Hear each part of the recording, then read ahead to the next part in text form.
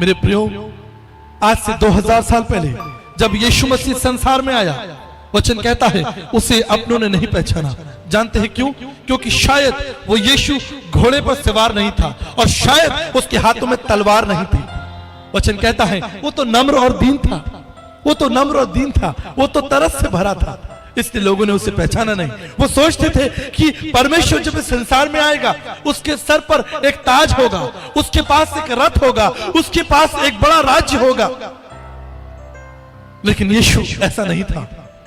उसने अपनी सवारी के लिए शेर को नहीं चुना, उसने अपनी सवारी के लिए रथों को नहीं चुना, लेकिन उसने अपनी सवारी के लिए संसार के सबसे नम्र स्वभाव के जानवर को चुना।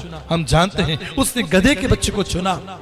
वो नम्र था और दीन था, वचन कहता है, इसलिए उसे लोगों ने पहचाना नहीं। वो अपने घर आया और अपनों ने उसे नहीं पहचाना। यीशु मसीह इस संसार में क्यों आया, हम इस विषय पर बातचीत करेंगे। जब प्रभु यीशु मसीह जक्कई के घर आए, हम जानते हैं जक्कई एक प्रभावशाली व्यक्ति था और वो यीशु मसीह को देखना चाहता था। यीशु कैसा है जिसके विषय में लोग चर्चा कर रहे हैं, जो मुर्दों को जीवन देता है, जो अंधों को आंखें देता है, वो कैसा दिखता है। एक जिज्ञासा है उस यीशु मसीह को देखने की। क्या वो लंबा है, क्या वो नाटा है, क्या उसके बाल बड़े हैं, वो दिखता कैसा है, उसके कपड़े कैसे हैं। आपको बताना चाहता हूं यीशु कोई साधारण शब्द नहीं है, यीशु कोई साधारण नाम नहीं है। जब यीशु मसीह निकलते थे, जब यीशु मसीह सभाओं के लिए जाते थे, हजारों लोग यीशु मसीह के पीछे आते थे। इसलिए वचन में लिखा है ये जक्कई यीशु मसीह को देख नहीं पा रहा था क्योंकि इतनी भीड़ थी, इतनी भीड़ थी। लेकिन तब एक बड़ा चमत्कार हुआ, बड़ा चमत्कार हुआ। यीशु ने जक्कई को नाम लेकर बुलाया। उसने कहा जक्कई आज मैं तेरे साथ तेरे घर चलूंगा, और न केवल इतना, आज मैं तेरे साथ भोजन करूंगा। हम वचन पढ़ते हैं एक अद्भुत कार्य लिखा है। जक्कई ने खड़े होकर कहा हे प्रभु देख, मैं अपनी आधी संपत्ति कंगालों को देता हूं, और यदि किसी का कुछ अन्याय करके लिया है तो उसे चौगुना वापस करता हूं। वचन कहता है तब यीशु मसीह ने कहा क्योंकि मनुष्य का पुत्र खोए हुओं को ढूंढने और उनका उद्धार करने के लिए आया है। यीशु मसीह आपको ईसाई बनाने नहीं आया है, यीशु मसीह आपको जीवन देने के लिए आया है। अगर आप यूहन्ना की पत्री उसका 10 अध्याय और 10 पद पढ़ेंगे, वहां लिखा है वो हमें जीवन देने के लिए आया है। He has come to give us life and life with abundance, fullness। लेकिन ये जीवन कैसे मिलेगा, ये जीवन कैसे मिलेगा? हम सोचते हैं कि धर्म के कामों से हमें जीवन मिल जाएगा। दर्शन शास्त्र कहता है न योगेन न सांख्येन कर्मणा नो न विधाया ब्रह्म एकत मोक्ष विद्यते सिद्धते नान्यथा। दर्शन शास्त्र कहता है कि ना योगा करने से और ना माला जपने से और ना प्राचीनों के आगे माथा टेकने से और ना नदियों में स्नान करने से और ना जीव जंतुओं को भोजन कराने से और ना मनुष्य के किसी प्रयास से मोक्ष मिलता है, उद्धार मिलता है परमेश्वर की दया से, परमेश्वर की अनुग्रह से, देवानुग्रह हेतुक्रम उस परमेश्वर की दया से मनुष्य उस मोक्ष को प्राप्त कर सकता है। उद्धार क्या है? What is salvation? यीशु मसीह संसार में क्यों आया? वचन कहता है अगर हम सारे जगत को प्राप्त कर लें और अपने प्राणों की हानि उठाएं तो हमें क्या लाभ होगा? सन 2016 में 8 नवंबर को जब भारत देश में नोटबंदी हुई, मैंने एक किस्सा पढ़ा।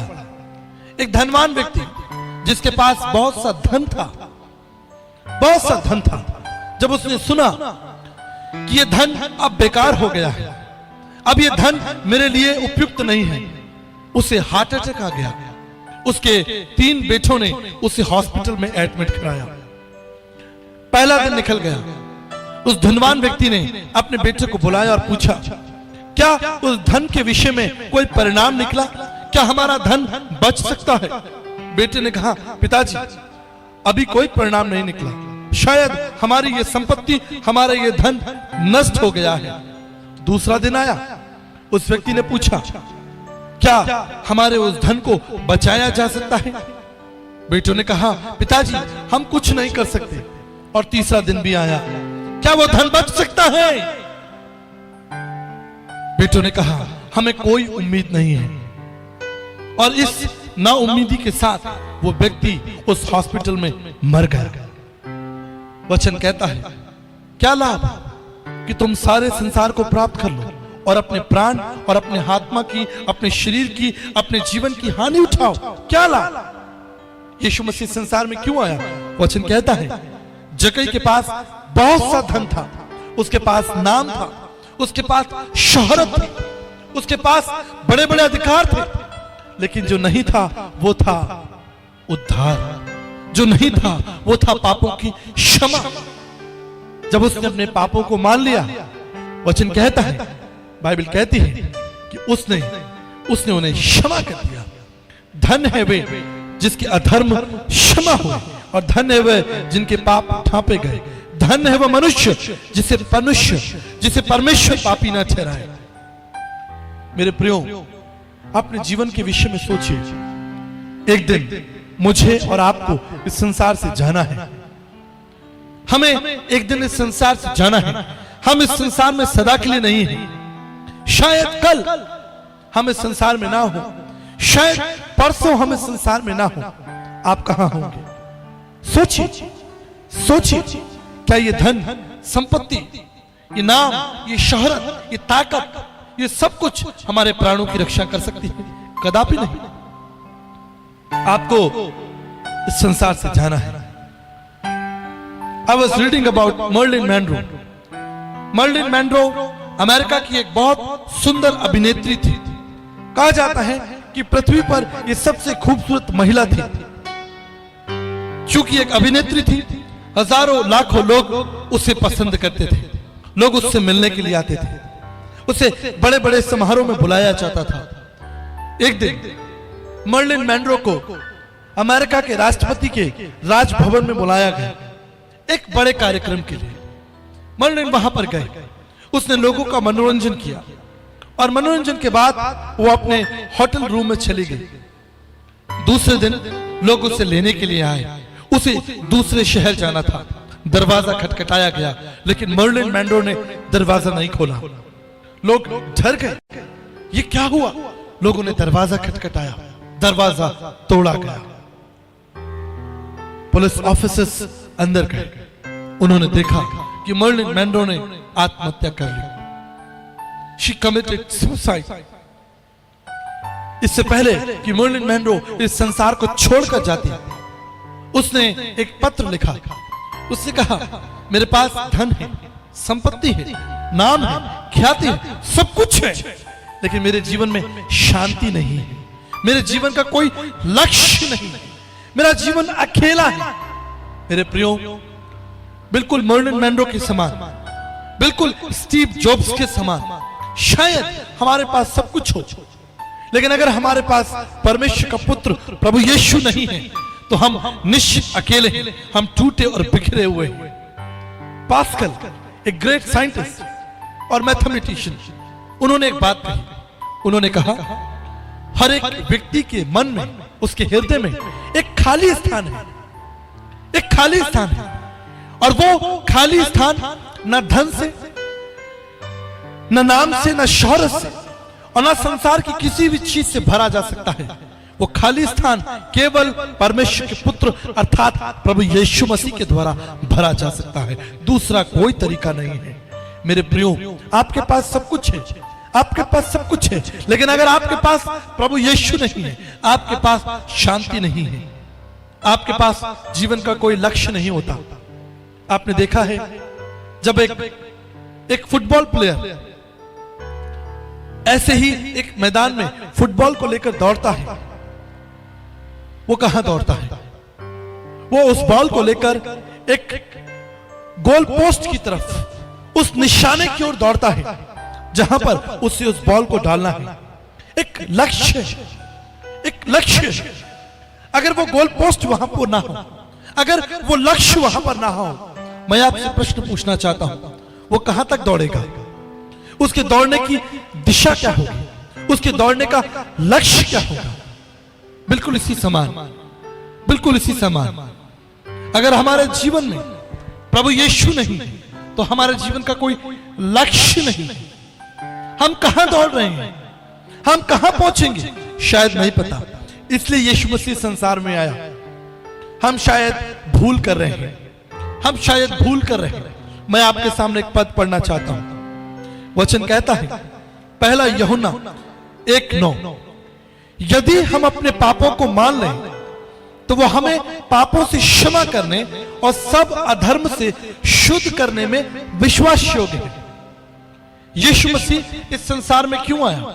उसने उस खतरनाक मृत्यु को, उस भयंकर पीड़ा को क्यों उठाया?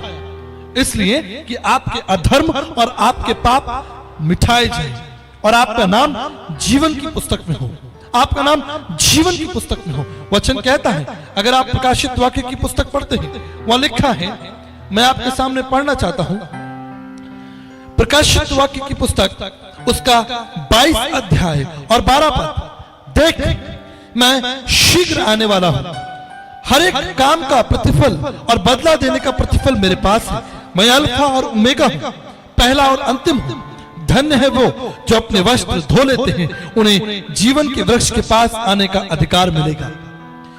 धन्य है वो जो अपने वस्त्रों को धो लेते हैं, जो अपने अधर्म और अपने पापों को मान लेते हैं और छोड़ देते हैं। उस दिन जक्कई बुद्धिमान निकला। उसने परमेश्वर के पुत्र प्रभु यीशु मसीह को देखा और वो समझ गया कि मेरा धन, मेरी ताकत, मेरा ऐश्वर्य, ये सब कुछ व्यर्थ है। और वो प्रभु के पैरों में गिर गया और उसने कहा, प्रभु आज मैं अपनी गलती को मानता हूं, आज मैं अपने धर्म को मान लेता हूं। यीशु ने क्या कहा? आज इस घर में उद्धार आया है। Today is the day of salvation. आज इस घर में उद्धार आया है। वचन कहता है, प्रेरितों के काम 3:19, मन फिराओ और लौट आओ कि तुम्हारे पाप मिटाए जाएं। मन फिराओ, लौट आओ कि तुम्हारे पाप मिटाए जाएं। मैं आपके सामने एक वचन पढ़ना चाहता हूं। वचन कहता है, पहला पत्रस उसका 4 अध्याय 8 पद, प्रेम पापों को ढक देता है। प्रेम पापों को ढक देता है। ये कैसे होता है? ये कैसे होता है? आइए हम वचन से देखते हैं। अगर आप उत्पत्ति की पुस्तक और उसके 3 अध्याय को देखें और 21 पद को देखें, यहां लिखा है, और यहोवा परमेश्वर ने आदम और उसकी पत्नी के लिए चमड़े के अंगरखे बनाए और उनको पहना दिया। इस सिद्धांत को जरा ध्यान से सुनिए। यह सिद्धांत पृथ्वी की उत्पत्ति के समय में है, जब आदम और हव्वा परमेश्वर की उपस्थिति में खड़े होते थे और वहां कोई डर नहीं था, वहां कोई भय नहीं था, और ना आदम और हव्वा ने कोई कपड़े पहने हुए थे। शायद एक विशेष प्रकाश, परमेश्वर का तेज उन्हें घेरे रहता हो। यह अद्भुत होगा। लेकिन एक दिन क्या हुआ? जब यहोवा परमेश्वर आदम और हव्वा से मिलने के लिए आए, वचन कहता है 3 अध्याय और उसके 8 पद में कि आदम और हव्वा परमेश्वर की उपस्थिति से छिप गए। ये पहले कभी नहीं हुआ। आदम और हव्वा परमेश्वर की उपस्थिति से छिप गए और डरने लगे। ये कल तक तो नहीं था। कल तक तो आदम और हव्वा परमेश्वर के साथ संगति करते होंगे। शायद आदम और हव्वा दौड़कर परमेश्वर को पकड़ लेते होंगे। ये कितना अद्भुत होगा, ये कितना सुंदर होगा। सृष्टि और सृष्टिकर्ता के मध्य एक संबंध, बिल्कुल एक मां के समान, एक पिता के समान। जब उन्हें उनके बच्चे देखते हैं, उनको पकड़ लेते हैं। लेकिन एक दिन क्या हुआ? जब यहोवा परमेश्वर आदम और हव्वा से मिलने के लिए आया, वो डर गए और छिप गए, क्योंकि वहां पर पाप आ गया था, अंधकार आ गया था, झूठ आ गया था। परमेश्वर ने उनकी दशा को देखा, परमेश्वर ने विलाप किया, उसका हृदय टूट गया, उसने कहा, अरे तुमने वो फल खाया जिसके लिए मैंने तुम्हें मना किया था। आदम और हव्वा नंगे हो गए, परमेश्वर की उपस्थिति से छिपने और डरने लगे। तब क्या हुआ? वचन कहता है, यहोवा परमेश्वर एक निष्कलंक मेमने को वध किया, निष्कलंक मेमने का वध किया, और उसके चमड़े से, ध्यान से सुनिए, उसके चमड़े से आदम और हव्वा की नंगता को ढक दिया। परमेश्वर ने निष्कलंक मेमने के चमड़े से आदम और हव्वा की नंगता को ढका। वचन कहता है कि प्रेम पापों को ढक देता है, प्रेम पापों को ढक देता है। परमेश्वर ने आदम और हव्वा की नंगता को ढका। आप जानते हैं कैसे? वो निष्कलंक मेमना कौन था? वो निष्कलंक मेमना कौन था? वो निष्कलंक मेमना कोई और नहीं, आपका प्रभु यीशु मसीह था। बाइबल कहती है, हमने जब अपना अपना मार्ग ले लिया, हम भटक गए, हम गिर गए, हमारे पास कोई रास्ता नहीं था, हम नंगे हो गए। ठीक उसी समय वचन कहता है, जब हम पापी ही थे, book of Romans chapter 5 verse 8, जब हम पापी ही थे, यीशु मसीह हमारे अधर्मों के लिए मारा गया। उसने उस क्रूस के महत्व, उस बड़े बलिदान को सह लिया। आप जानते हैं, इस संसार में बहुत से लोग हैं जो पाप की परिभाषा को नहीं जानते, पाप की परिभाषा को नहीं जानते। मैं इसके लिए आपको एक उदाहरण देता हूं।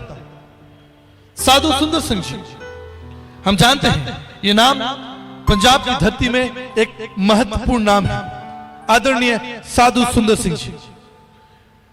एक बार साधु सुंदर सिंह जी एक बड़े जलाशय, जलधारा में स्नान कर रहे थे। हजारों टन पानी उस झरने से बहते हुए उनके ऊपर गिर रहा था।